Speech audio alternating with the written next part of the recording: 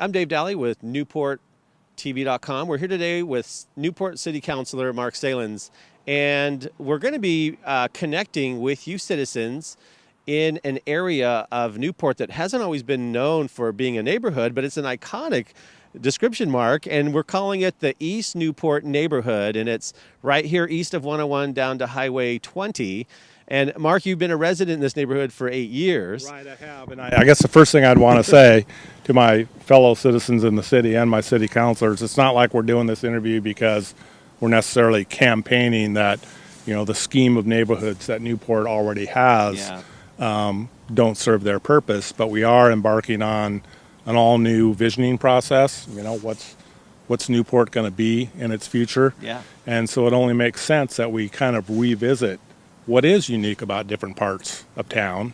And so when you talk to me about this, I got to thinking about things like, well, really, from kindergarten all the way through high school, all the schools now are in essence, the East Newport area. Yeah. We have one of them behind us here at Sam Case School. Mm-hmm. And really, if you're looking for a vast open green space, it's here in East Newport with Forest Park. Yeah. And at least for a long time, our pool was here. Of course, we have a new pool being built in City Center. Yeah. But, things like that are ultimately what make people choose to live in a particular neighborhood. I don't think it escapes anyone's recollection who's ever had kids that when you have younger kids going to school, where would you like to be?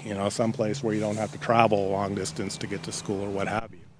For sure. And, we've got great places to walk in this neighborhood. There's many organizations that are housed here. So it's going to be excited to kind of start the social media campaign, get everyone to like it, see when garage sales are happening or other supportive events with the high school. But this neighborhood also has a lot of infrastructure that our city works day and night to maintain and to feature some of those real positive stories that are one of many projects around our city.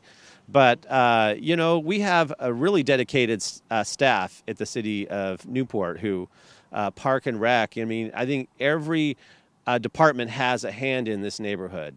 And so to hear about the projects by neighborhood is going to be another exciting thing to show our taxpayers, our citizens, of the resources and great things happening here in the East Newport neighborhood. I would agree with you, and a case in point, most people in town know that we call this area behind us Forest Park, but that's a whole separate campaign that really hasn't been focused on yet.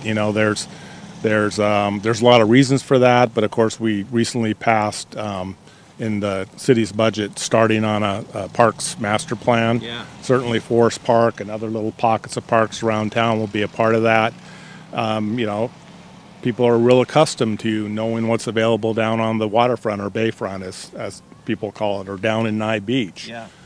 Or the Art Deco district in downtown.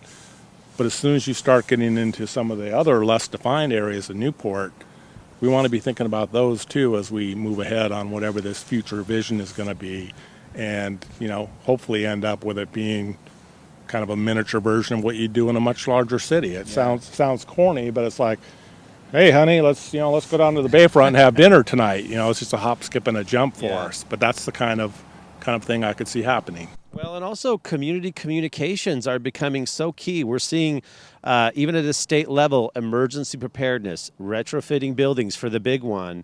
And should there be an emergency here, we're going to want to make sure all these neighbors know where food will be, what services are available where. And they're going to see that a lot of cities are planning these communication campaigns and having this area defined. I live there, and how can we get organized as neighbors? It's just going to strengthen the relationships of neighbor to neighbor, civic leaders to neighbors, organizations that serve with resources. It's just a great time to be here in this neighborhood. I'm sure it has a long legacy, but you're going to find us featuring stories of people, places, and events happening here that have been going on forever.